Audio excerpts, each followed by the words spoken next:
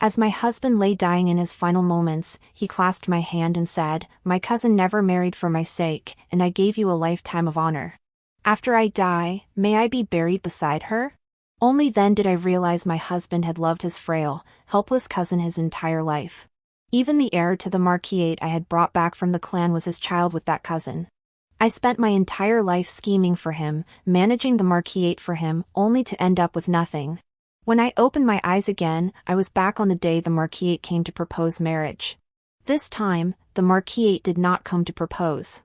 I understood, he had returned too. If that was the case, we would never meet again in this lifetime. Yet on the day of the palace banquet, when the Empress Dowager bestowed a marriage decree upon me and Prince Yu, he stopped me, pleading repeatedly. I regret it.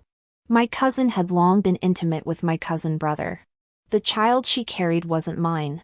For the sake of our lifelong bond as husband and wife, can you give me one more chance? 1. Winter of the 23rd year of Yongchang. Heavy snow sealed the gates. Within the morning hall of the Marquis of Dingyuan's residence, white funeral banners stood like a forest.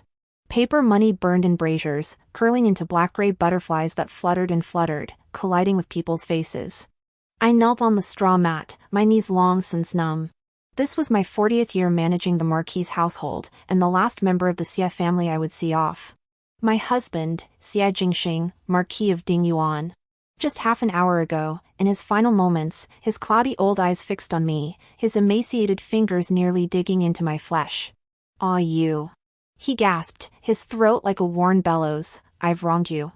I wiped the drool from his lips with a handkerchief, my heart aching yet tinged with a flicker of relief. "My lord, you speak too harshly. This wife has enjoyed the honor and dignity of being the Marquise all her life. That is enough. Not enough. Not enough."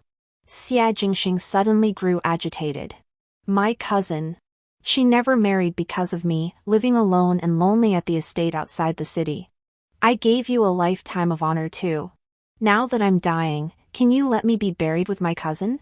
My hand, mid-wipe, froze in midair. That frail, helpless cousin, Lin Qingwan, who had lived in the Marquis's mansion for years before moving to the estate to convalesce. As if fearing my refusal, Xie Jingxing hurled another thunderclap, "And Yuan'er. Yuan'er isn't an orphan adopted by the clan. He's my child with my cousin. Ayu, you're the most virtuous and magnanimous. Surely you can accept our family reuniting, can't you?"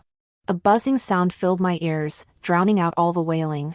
I stared at the man before me, at the sickening tenderness and expectation in his eyes. So that was it. So that was the purpose of my entire life of diligent service. Serving his paralyzed parents, filling the Marquisite's financial gaps, raising that unruly adopted son. I even scrambled everywhere for his career advancement, burning out my heart and soul, turning my hair white. In the end, I'd nearly spent my entire life sewing wedding dresses for the three of them. I was the fig leaf, the sucker, the most glaring yet most useful stepping stone in their great love. A wave of metallic sweetness surged up my throat. My mouth opened, wanting to laugh, but only a gush of black blood spilled out. It sprayed straight onto Xie Jingxing's hypocritical face. My vision rapidly darkened. The last thing I heard was Xie Jingxing's panicked cry, You haven't agreed to me yet." 2. Miss? Miss, wake up. The auspicious time is almost upon us. The matchmaker has been calling 3 times already. The urgent calls reached my ears, accompanied by the deafening crackle of firecrackers, making my temples throb. I snapped my eyes open to see crimson curtains, a carved canopy bed, and the young, untouched face of the maid, Chun Tao. "Miss, you're finally awake." Chun Tao beamed as she handed me a warm, wrung-out towel.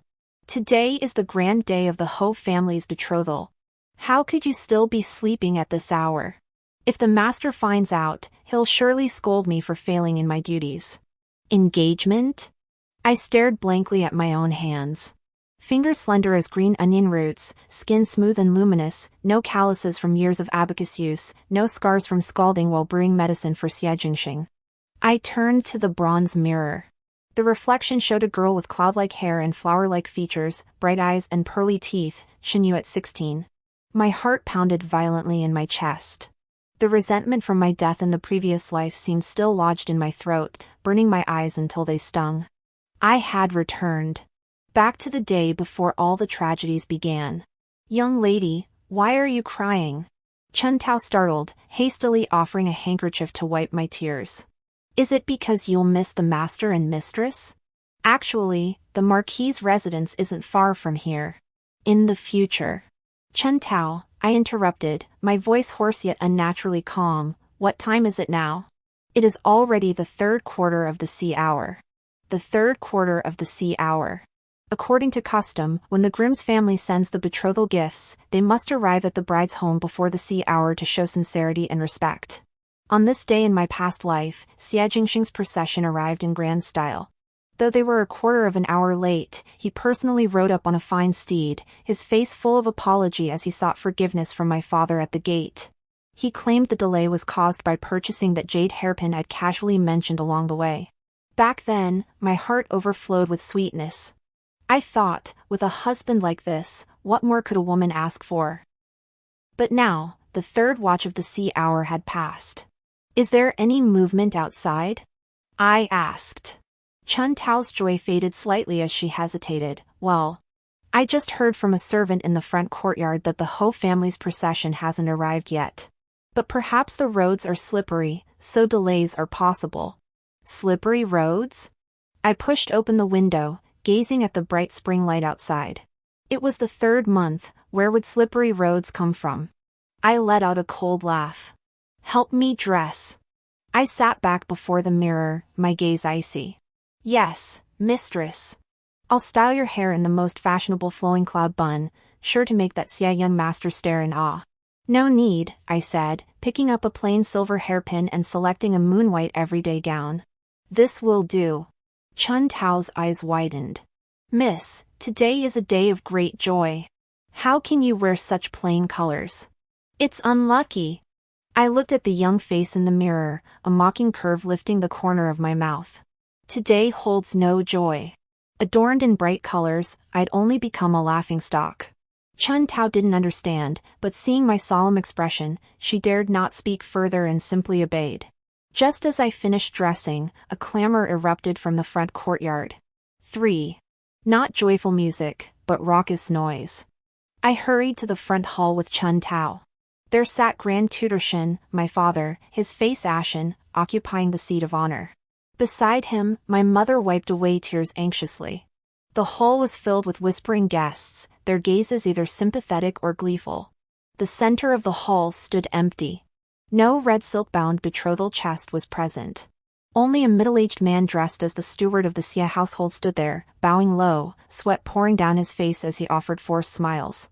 "Minister Shin, I am truly sorry. Our young master. This morning he suddenly fell gravely ill and is bedridden. He simply cannot come in person to present the betrothal gifts." The old lady of the house asked if the wedding date, if it could be postponed. Father slammed his teacup onto the table, his rage turning to bitter laughter. "What a convenient illness. Yesterday I saw him galloping energetically through the streets. How is it that today, when the betrothal gifts are due, he's suddenly bedridden? Does he take the Shin family for fools?" The steward wiped his brow, stammering incoherently. Standing behind the screen, I listened to this flimsy excuse, yet my mind was crystal clear. This scene hadn't happened in my previous life. In my past life, Xie Jingxing had arrived late, but he had come and he had shown himself to be deeply devoted. This time around, however, he claimed illness and did not come, not even sending the betrothal gifts. The only explanation was that he, too, had returned. That man who had only dared to confess his true feelings on his deathbed, who had wanted to be buried alongside his cousin, had returned with the memories of his past life. He must feel that in the past life, marrying me for the Marquis's wealth and prestige betrayed his beloved cousin. Now that he's been given another chance, he intends to make amends. No longer to be manipulated by my Shin family, he's gone to pursue his so-called true love. Fine. Very well. Xie Jingxing, you've proven yourself more gutsy than I ever imagined. If you wish to be a slave to passion, I shall grant you your wish. 4. Father. I stepped out from behind the screen, my pace measured, my expression serene. The gazes of every guest in the hall instantly converged upon me. "Ayu, why have you come out?" Mother, seeing me clad in plain white, was overcome with sorrow and began to weep. "Go back quickly. Your father and I will handle this. A daughter can decide her own marriage." I walked up to the steward. His eyes darted nervously when he saw me, avoiding my gaze. Miss Shin, you said the crown prince is ill?"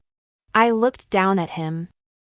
"So ill he lacks the strength to send the betrothal gifts?" The steward steeled himself. Yes. The young master has fallen into delirium. The household is in utter chaos, hence the delay. If he is truly ill, then as his betrothed, it is only proper for me to visit. I turned to face my father. "Father, our Shin family places utmost importance on propriety. Since young Master Xia is gravely ill, your daughter wishes to personally bring a physician to the estate for an examination. If he truly is ill, postponing the betrothal would be acceptable, but if not..." I paused, a cold gleam flashing in my eyes. Then it would be deceiving the sovereign and mocking an imperial official. Hearing I intended to visit him, the steward's legs went weak with fear. But that's against protocol, Miss Shin. You haven't even entered the household yet.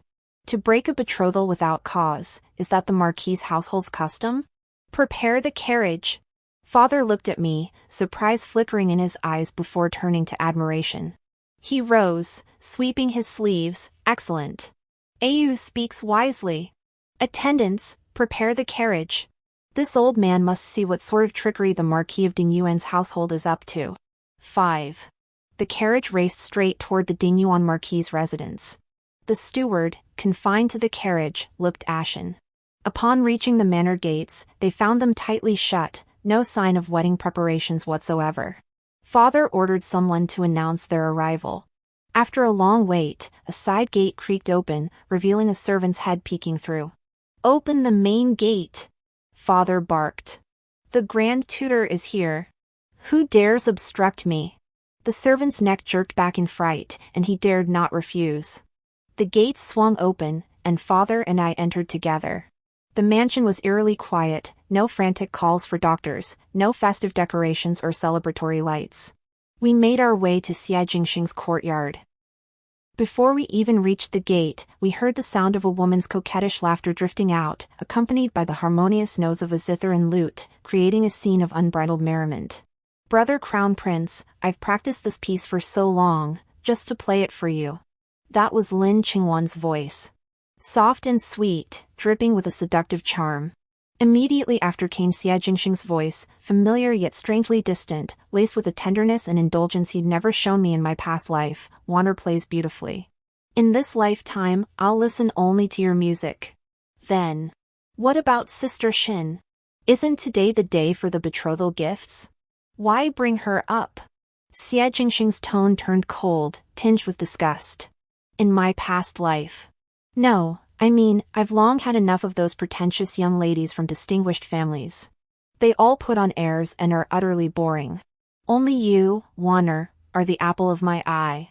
By not going to present the betrothal gifts today, I intend to make the Shin family back down. The position of Crown Prince Consort of the Duke of Dingyuan can only be yours." 6. Boom, Father trembled with rage, kicking the courtyard gate wide open. "And this is the sudden illness you spoke of?" The two figures within the courtyard startled. There lay Xia Jingxing, half reclining on a soft couch, his robes half open, cradling a delicate woman in his arms, none other than Lin Qingwan. Their posture was intimate, showing not a trace of illness. Xia Jingxing's eyes widened at our appearance, then shifted to an oddly intense fervor. He pushed Lin Qingwan aside, rising to his feet as his gaze locked onto mine. His eyes held no remorse, only a haughty superiority, as if he possessed some truth unknown to me. "Grand Tutor Shin Yu." He smoothed his robe, a careless smile playing at his lips. "Since you've all witnessed this, I'll stop pretending. I no longer wish to proceed with this marriage." Father, enraged, raised his cane to strike. "You insolent brat. Do you think the Shin family is some place where you can marry and divorce as you please?" Xia Jingxing deftly dodged the blow. yanked Lin Qingwan from behind him, and declared loudly, "My cousin and I grew up together, our hearts in perfect harmony. I was foolish before, sacrificing her for family interests. Now I've awakened. I will marry the one I love, not some wooden puppet who only knows how to manage accounts." Wooden puppet. I watched him, yet my heart remained utterly still. For 40 years in my past life, I managed the household, honored his parents, and handled all social obligations. All so he could focus solely on pursuing his ambitions in the imperial court. In his eyes, all this was merely the work of a wooden doll. Lin Qingwan hid behind him, timidly peering at me, yet her eyes held a trace of smugness. "Sister Shin, I'm sorry. It's all Wanner's fault. Please don't blame the crown prince." Such a familiar script. In my past life, she'd played this role too, whispering "don't blame the crown prince" in Xie Jingxing's ear while secretly sowing discord. Accusing me of mistreating her, of refusing to tolerate her. I stopped my father, who was so enraged he nearly fainted. "Xie Jingxing," I said, my voice as calm as if discussing today's weather, "you wish to marry Lin Qingwan?" Xie Jingxing lifted his head proudly. "Exactly. This lifetime, I will marry no other." "Very well." I nodded. "Since that is the case, then let us call off the engagement." 7. Xie Jingxing froze, seemingly unprepared for my swift acquiescence. In his expectations, I should have wept and clung to him, should have harangued him like a shrew. Then he could have swept me aside with a flourish, proving his steadfast devotion to true love. You agreed?" He eyed me suspiciously. "Forced love brings no sweetness. Since the crown prince and my cousin share a bond stronger than gold, why should I be the villain?" I turned, drawing from my sleeve the bright red marriage contract prepared long ago. It was the draft sent by the Xie family when they first sought the marriage, inscribed with Xie Jingxing's birth date and time. Chun Tao, the fire starter. Though still reeling in shock, Chun Tao instinctively handed over the firelighter. I blew it into flame and, before Xie Jingxing and Lin Qingwan, set the marriage notice ablaze.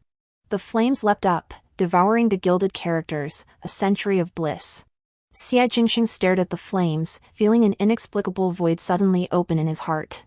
It was a strange sensation, as if he had personally discarded an incredibly precious treasure, yet he couldn't quite name what it was. "Shin you. I let go, allowing the ashes to scatter to the ground. "From this day forward, we marry and wed, each to our own path." I looked at him, my gaze cold as ice. "Xie Jingxing, I hope you spend your life guarding your true love, forever and ever. Don't ever regret it." With that, I supported my father and walked out of Songtao Manor without looking back. Behind me, Xie Jingxing's furious voice echoed, "Regret? I, Xie Jingxing, will never regret. Without you, Xin Yu, I'm still the heir to the Dingyuan Marquis. I'll still rise to the top." A cold smile curved my lips. "Without me? Xie Jingxing, you seem to have forgotten. In my past life, if it weren't for me using the Shin family's dowry to cover your marquis's mountain of debts, if it weren't for me pleading with my father to navigate the bureaucratic maze for you, if it weren't for me shielding you from your political enemies' hidden arrows, do you really think you could have held on to that position with just your poetic talents? This lifetime, I'll be watching. With that helpless, dependent cousin of yours, how do you plan to rise to power in this ruthless capital?" 8. Rumors in the capital spread like wildfire, reaching every street and alley overnight. The heir to the Dingyuan Marquis publicly reneged on his betrothal for his cousin's sake on the very day the betrothal gifts were presented. His enraged fiancée even burned the marriage contract on the spot. This spectacle became the hottest topic in tea houses and taverns. Some praised Xie Jingxing as a devoted fool, unafraid of convention. More mocked the Dingyuan Marquis' household for mistaking pearls for fish eyes, throwing away the Grand Tutor's family, the finest match imaginable. Father intended to submit a memorial accusing the Xie family, but I stopped him. "Father, mud doesn't need to be trampled, it only dirties one's own shoes." I ground ink for him as I spoke calmly. The Xie family is hollow beneath their facade, propped up only by ancestral prestige. Without the Shin family's support, they'll rot even faster. Father looked at me, sighing with a mix of relief and heartache in his eyes. You've truly grown up." I lowered my gaze, silent. It wasn't growing up, it was having died once, hardening my heart. Within half a month, Xie Jingxing impatiently married Lin Qingwan. There was no lavish procession, no gathering of distinguished guests. Rumor had it the Marquis's household was so cash-strapped that even the banquet wine was second-rate. The Marquis and Marchioness of Dingyuan were so furious they feigned illness and stayed indoors. The entire ceremony was as shabby as taking a concubine. But I knew Xie Jingxing must have felt he had conquered the entire world at that moment. He was gambling, betting that with his talent and his true love, he could carve out a new life. Too bad he forgot how much of his so-called talent in my past life had been polished by my hand behind the scenes. 9. Time flew by, and April arrived. The Empress Dowager hosted a flower-viewing banquet in the Imperial Garden, inviting eligible young nobles and their daughters from the capital.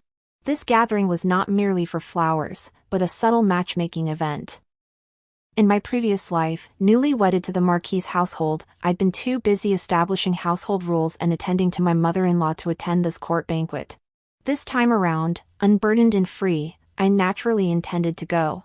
The carriage had barely stopped at the palace gates when fate intervened. We encountered the Dingyuan Marquis procession. Xie Jingxing leaped down first, then carefully assisted Lin Qingwan from her seat. Lin Qingwan was dressed in extravagant luxury today.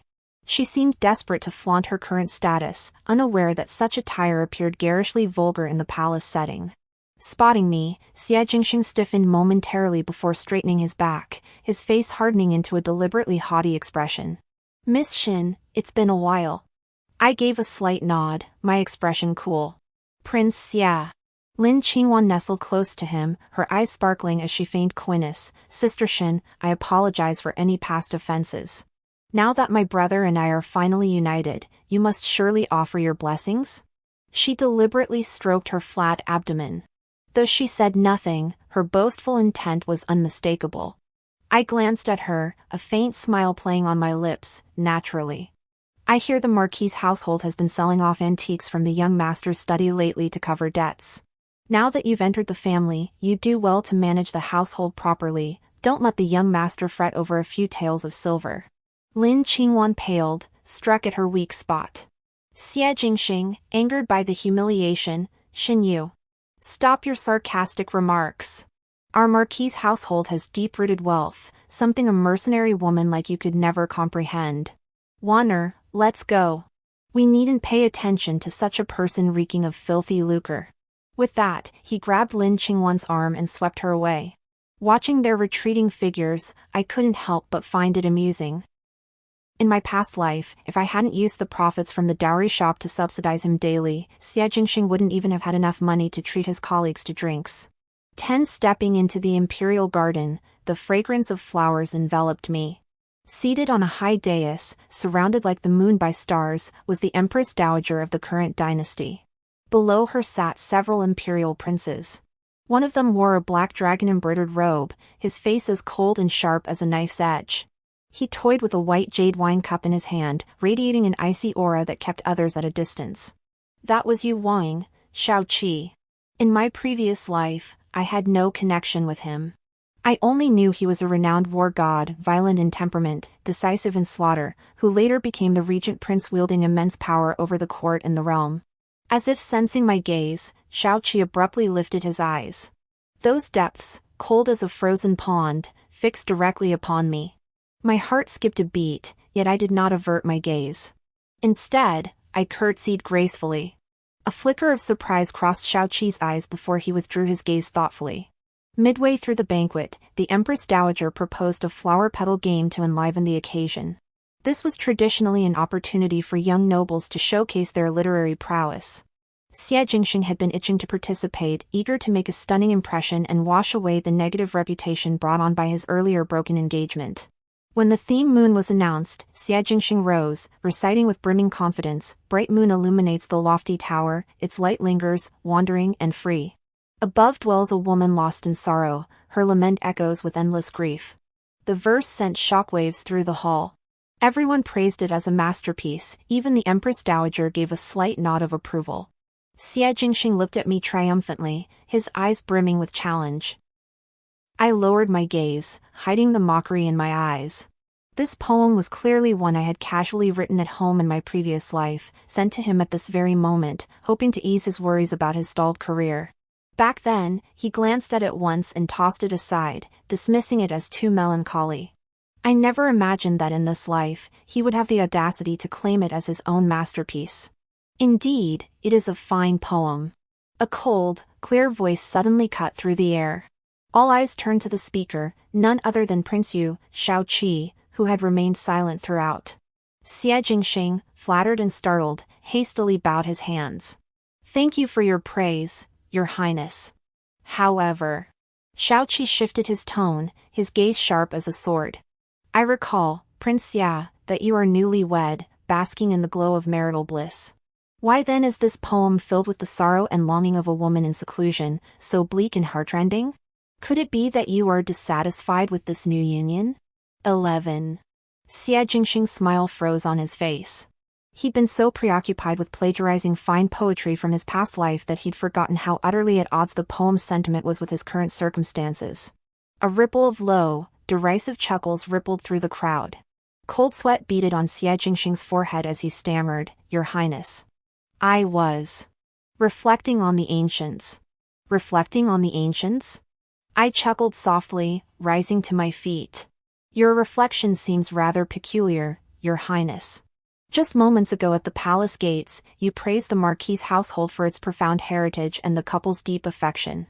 How, in the blink of an eye, did you compose verses that sound like those of a forsaken wife? To the uninformed, it might seem you regret your choice." "You." Xie Jingxing was rendered speechless by my retort, his face flushing a deep, liver-like crimson. Lin Qingwan, seeing this, hastily rose to interject, "Sister Shin misunderstands. The crown prince was merely. This is the imperial court. The Empress Dowager and the princes are present. When did you gain the right to speak?" I cut her off coldly. By protocol, Lin Qingwan, lacking an imperial decree of rank, indeed had no place to speak at a palace banquet. Publicly reprimanded by me, Lin Qingwan's eyes reddened, poised to deploy her signature tearful act. The Empress Dowager detested such theatrics most of all, her brow furrowing slightly. "Enough. On such a joyous day, weeping and wailing is most unbecoming. The Shin family's young lady is correct. For a newlywed, composing such melancholy verses is indeed inappropriate." Xie Jingxing, having failed miserably, could only slink back to his seat, his gaze toward me filled with venomous resentment.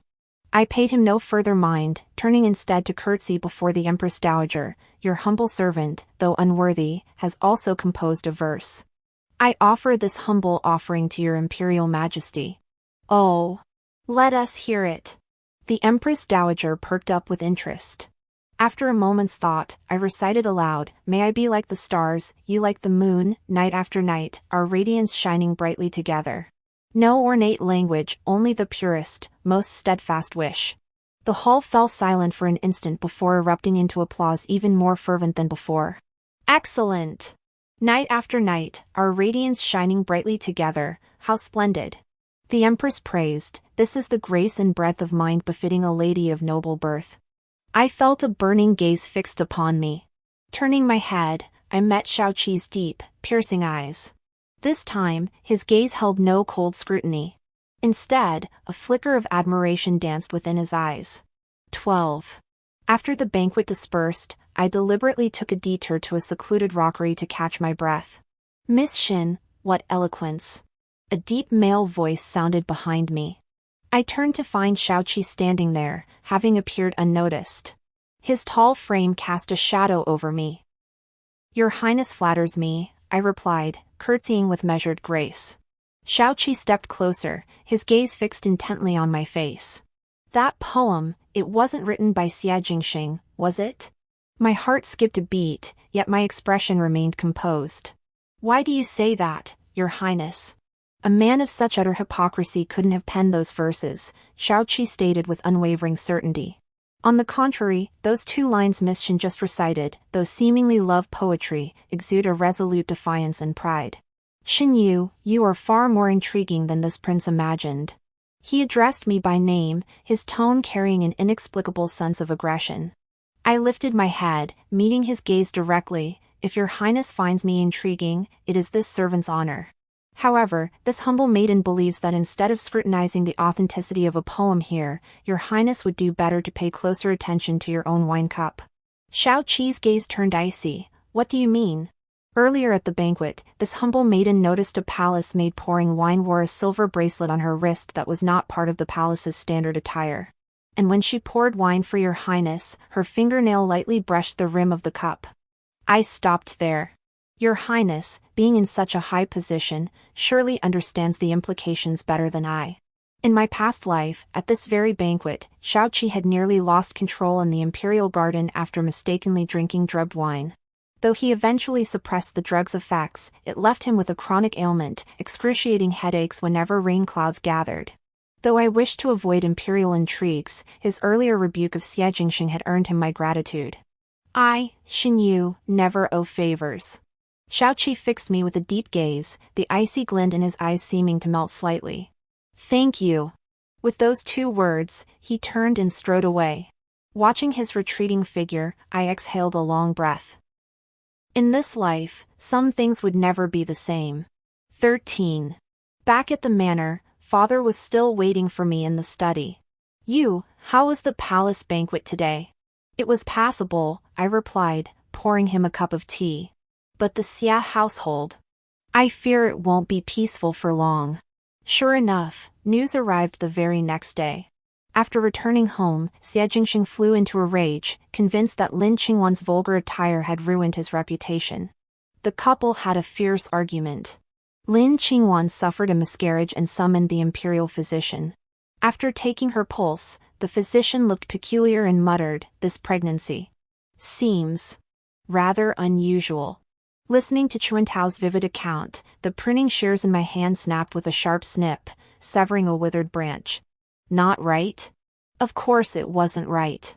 In my past life, Xie Jingxing had treated that child like a precious treasure, spoiling him beyond measure. Right up until his dying breath, he never knew that the heir he cherished above all else wasn't even his own flesh and blood. Lin Qingwan's cousin, Xie Jingming, Xie Jingxing's own cousin, was no pushover. This lifetime, without me shielding them from the storm, the filth and corruption within the Marquis's mansion would surely be exposed. Miss, there's one more thing, Chun Tao lowered her voice. I heard His Highness the Yu Prince sent a gift today. Oh. I set down my scissors.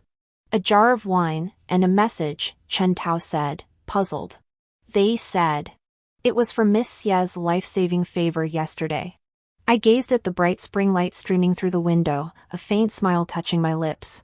14. The first torrential rain of summer. In the study, Xie Jingxing stared at the towering stacks of ledgers before him, his temples throbbing. What on earth is this? He slammed a ledger onto the desk, pointing at the string of crimson figures and bellowing. We just spent 500 taels from the public account last month to repair the garden. Now you want 300 taels today for some miracle pregnancy tonic?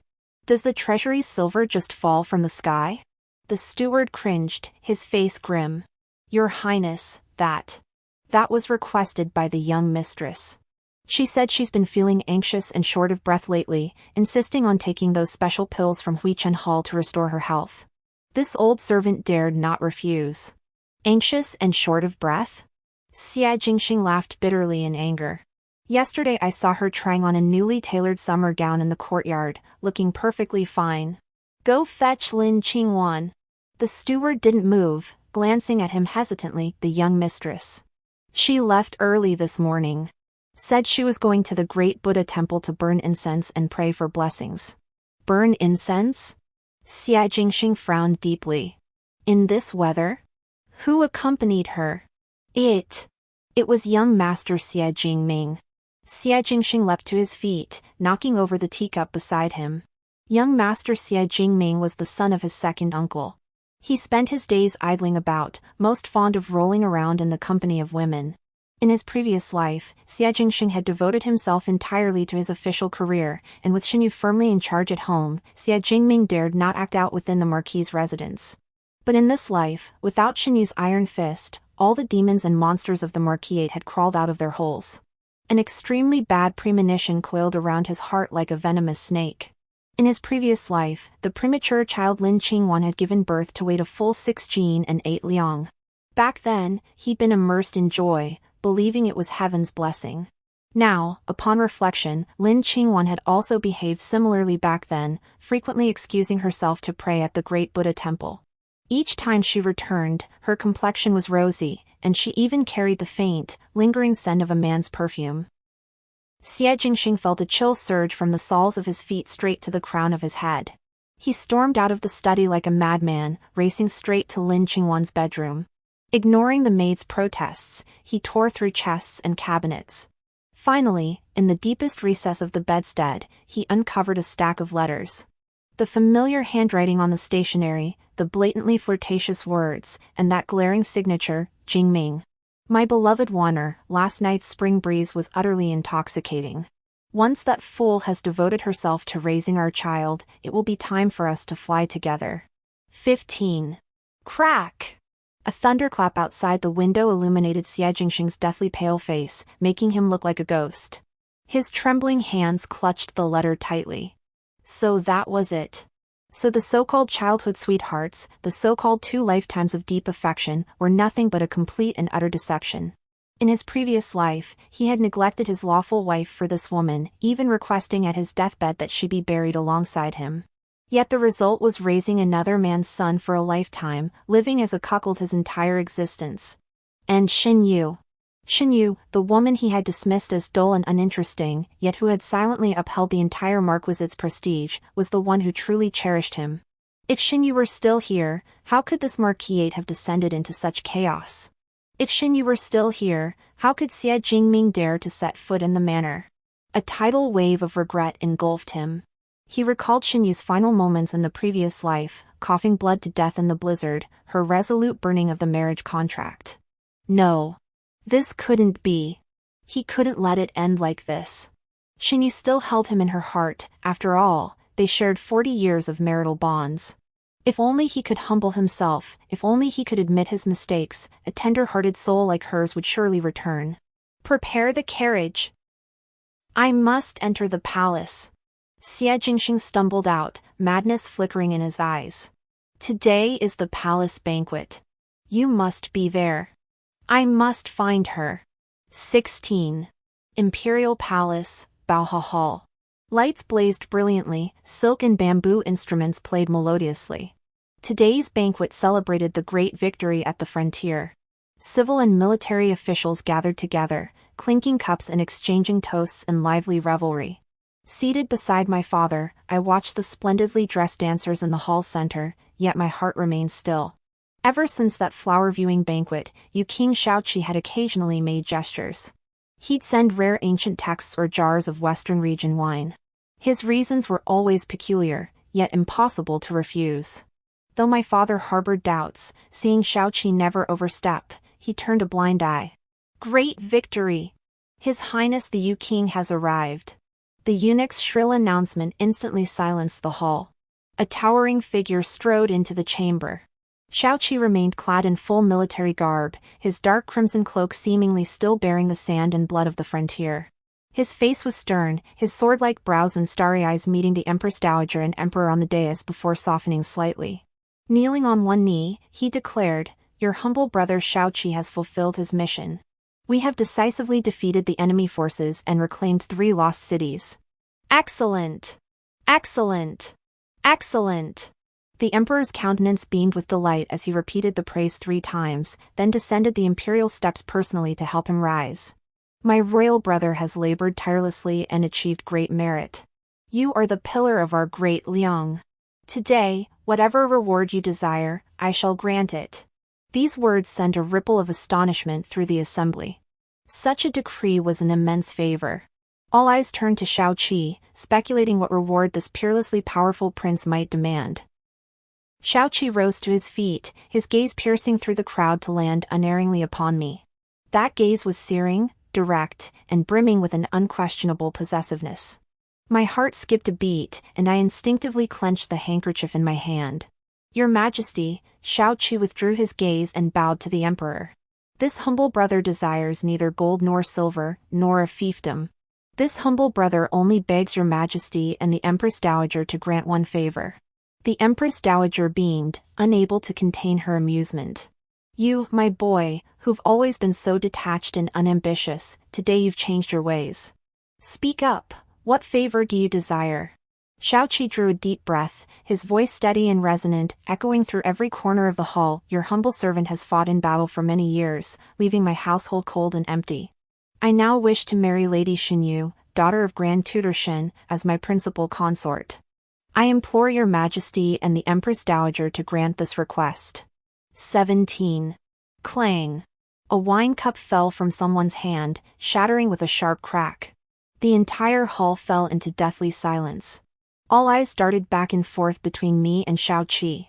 No one had anticipated that this living Yama, who had always shunned women, would open his mouth to request marriage to the Shen family's daughter, whose betrothal he had broken off only recently. Father froze for a moment, then furrowed his brow, seemingly wanting to speak, but Mother pressed his hand down. I lifted my head, meeting Shao-Chi's gaze as he looked over.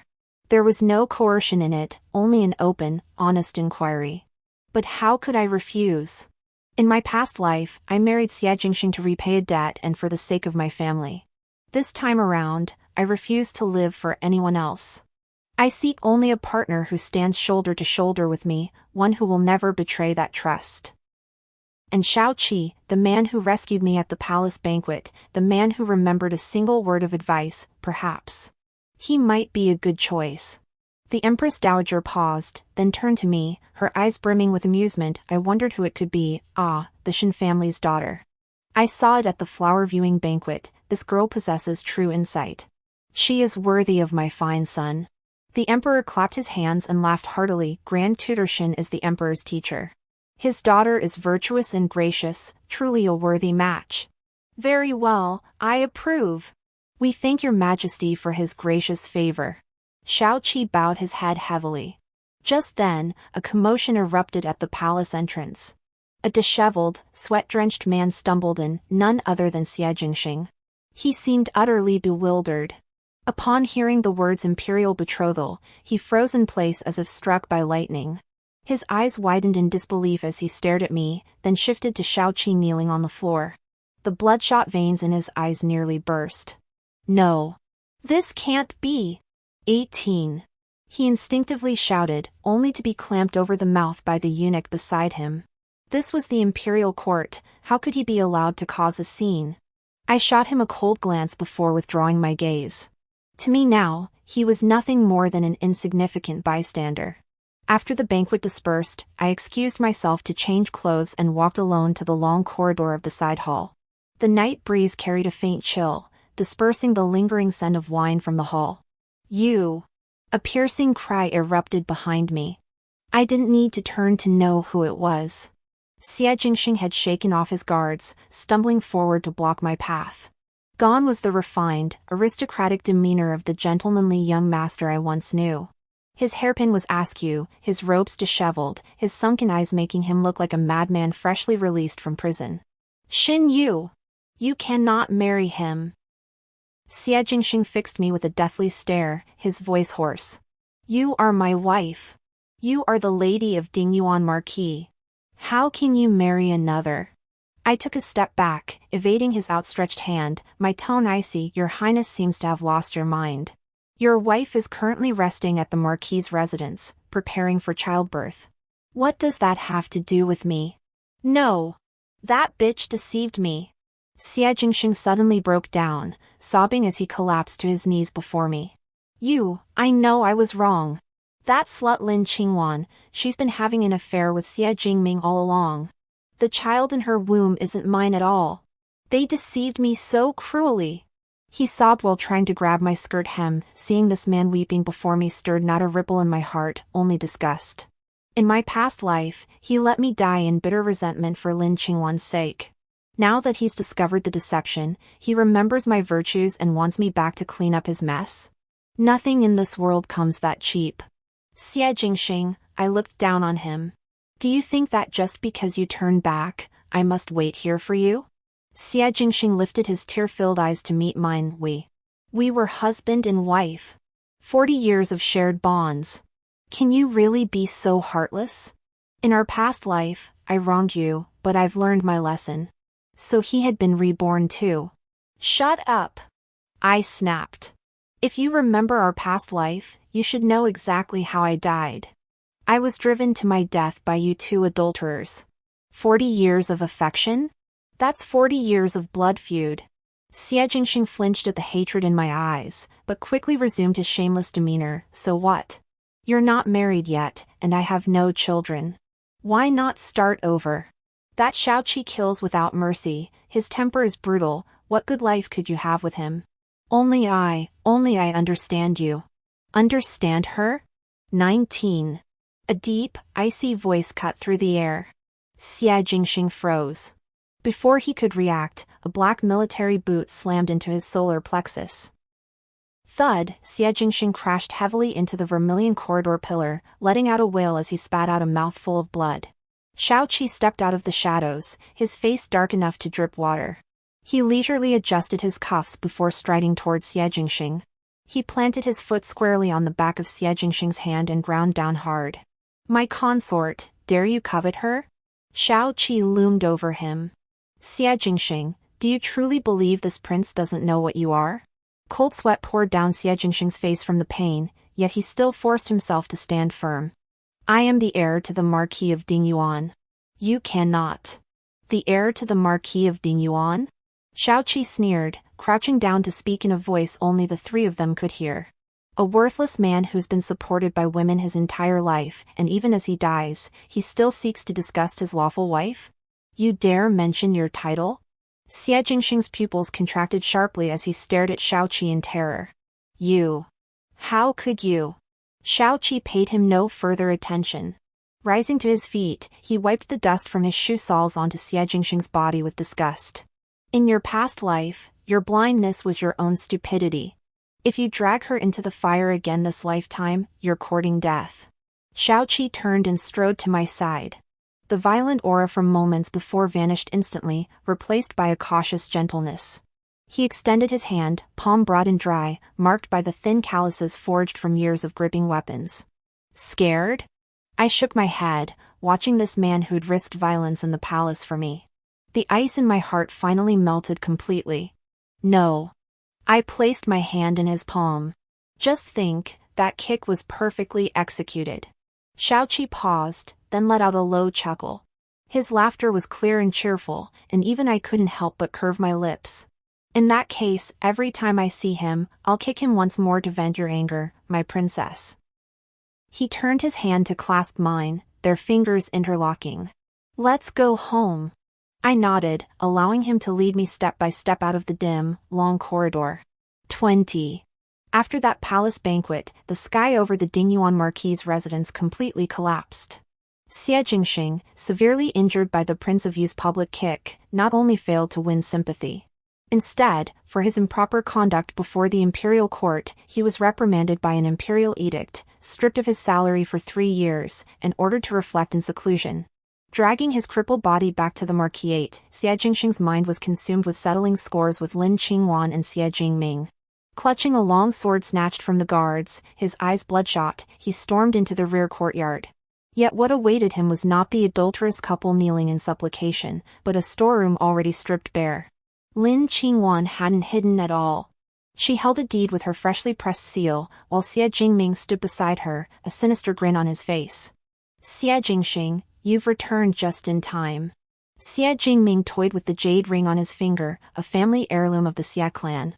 The losses in this marquisate are simply too great. Your dear cousin has already pledged this entire estate to me to settle your debts. You're full of shit. Xie Jingxing trembled with rage, his wounds bursting open as blood soaked his robes. This is an imperial grant. How dare you? Why wouldn't we dare? Lin Qingwan sneered coldly. You squandered every last penny of your family fortune to marry me. Now you've offended the Yu King and fallen out of favor with His Majesty. It's doubtful your title will last another day.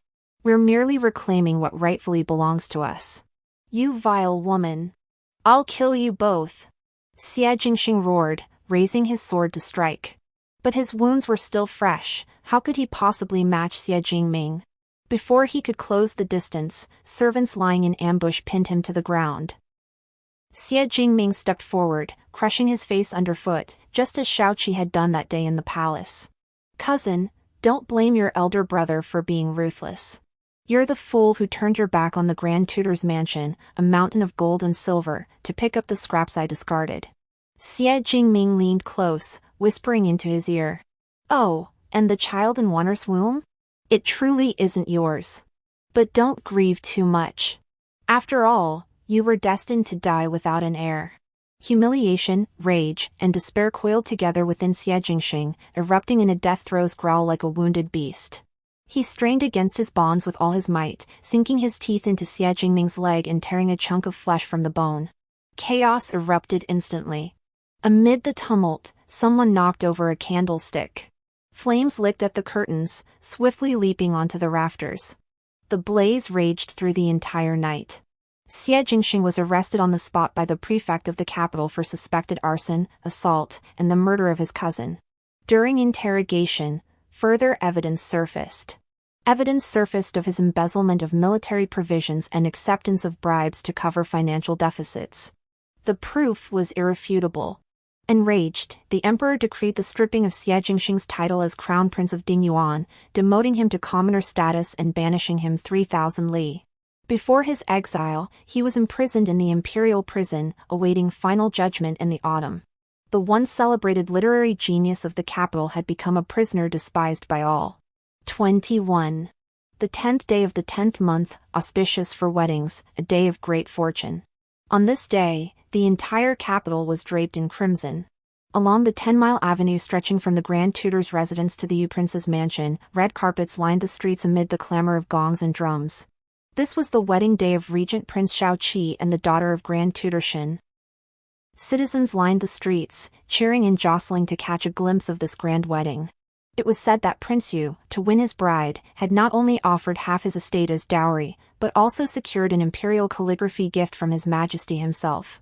Inside the dungeon, damp and gloomy, Xie Jingxing huddled in a corner, clad in foul-smelling prison garb, his hair tangled like weeds.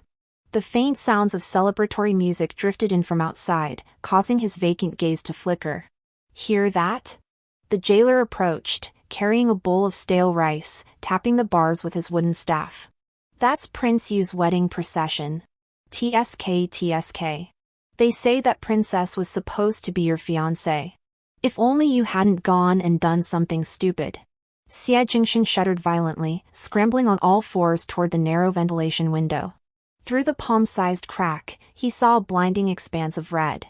The wedding procession stretched like a mighty dragon, the 8-man palanquin resplendent in gold and vermilion. At its forefront, mounted on a towering steed and clad in a crimson wedding robe, sat none other than Shaoqi. Shaoqi seemed to sense something. As he passed the prison, he turned his head to glance this way. Then, the wind lifted the corner of the bridal sedan chair's curtain, revealing a glimpse of the bride's profile. Adorned in a phoenix crown and wedding robes, she was radiant and captivating, her lips curled in a blissful smile he had never seen before. It was Xin Yu. That was his Yu. In his past life, she had toiled for him for 40 years, dying in his arms. In this life, however, she had become another man's bride, about to enjoy the honor and cherishing he could never give her. Yu. Xie Jingxing reached out, trying to grasp that flash of red, but only clutched a cold iron bar. Regret gnawed at his heart like poisonous insects. He recalled Xin Yu's silhouette sewing his clothes by lamplight in their past life, remembered the burns on her hands from brewing his medicine, remembered the despair in her eyes before she died. How much better it would have been without rebirth. Without rebirth, he could have at least deceived himself for a lifetime, believing he was a devoted lover, believing he had wronged no one. But now, the truth lay starkly before him, revealing him to be a complete and utter joke. Ah! Xie Jingxing knelt on the floor, wailing uncontrollably. His piercing cries echoed through the empty prison cell, yet no one would ever pity him again. 22. Yuan Mansion, the bridal chamber. Dragon and phoenix wedding candles cast a warm, crimson glow throughout the room. Shaoqi dismissed the matchmaker and maidservants, personally picking up the ceremonial scales from the table. His hand was steady, yet the moment he lifted the veil, I distinctly saw his fingertips tremble ever so slightly. The veil fell, and our eyes met. "You," he murmured, his voice carrying a barely perceptible hoarseness, "you are finally mine." Blushing, I lowered my eyes. "Your Highness. Call me husband." He sat beside me, his large hand enveloping mine. The heat radiating from his palm was startlingly intense. "Husband," I complied readily. Xiaoqi chuckled softly, lifting the ceremonial wine from the table and offering me a cup. The liquid slid down my throat, its sharpness giving way to a lingering sweetness. With the sharing of this wine, we became bound as husband and wife. Xiaoqi set down his cup, yet he made no hasty move to undress me. Instead, he simply gazed at me. There are words I've kept hidden for 2 lifetimes. If I don't speak them today, I fear I might lose my mind." My heart skipped a beat, and I looked up sharply at him. 2 lifetimes? You. Xiaoqi reached out and touched my cheek. His fingertips were rough, yet his touch was gentle beyond measure. "That day at the palace banquet, you asked if I remembered our past life. In truth, I remembered even earlier than Xie Jingxing. In my previous life, when I returned to the capital to report on my duties, I caught a fleeting glimpse of you on the long street. You sat in a carriage, your brow furrowed with worry. Later, after much inquiry, I learned you were the lady of Dingyuan Marquis, single-handedly propping up that decaying marquisate." Xiaoqi's voice was low, tinged with the bitterness of memory. "I once considered taking you away. But at that time, the border wars were critical. As commander-in-chief of the 3 armies, with countless lives behind me, I dared not entertain a shred of personal sentiment. By the time I finally pacified the frontier and rushed back to the capital, all I saw were the white mourning banners hung at the Dingyuan Marquis' residence." 24. I was too stunned to speak. In my past life, we had no connection, we'd barely met. I thought my life would simply wither away within those 4 walls. Yet unbeknownst to me, someone had been watching over me all along. I stormed into the funeral hall and saw that bastard Xie Jingxing clutching his illegitimate son, wailing over him. Yet he couldn't even spare the money for a decent coffin for you. A flash of savagery flickered in Xiaoqi's eyes, swiftly replaced by heartache. I wanted to kill him then and there, but I remembered how much you valued your reputation in life. If I had acted, it would have tarnished your posthumous reputation. Later, I engineered the Xie family's downfall. I made that son of Xie Jingxing develop a gambling addiction, squandering their entire fortune. They spent their remaining years in destitution. That, at least, was some measure of vengeance for you. Tears blurred his vision, he didn't know when they had come. So it turned out I wasn't unloved, wasn't utterly without. In this new life, I only wanted to watch you from afar, content as long as you were happy. But when I learned that beast Xie Jingxing dared to haunt you again, trying to drag you back into that hellhole, I couldn't stand it any longer. Xiaoqi pulled me into his embrace, his grip so tight it felt like he might crush me into dust. This lifetime, I won't be late again. I'll give you the world's greatest honor. I'll make you know you deserve to be held in someone's palm, treasured like a jewel." Leaning against his broad chest, listening to his steady, powerful heartbeat, all the resentment and frustration I'd carried through 2 lifetimes vanished in that moment. The past is like yesterday's death, the present is like today's birth.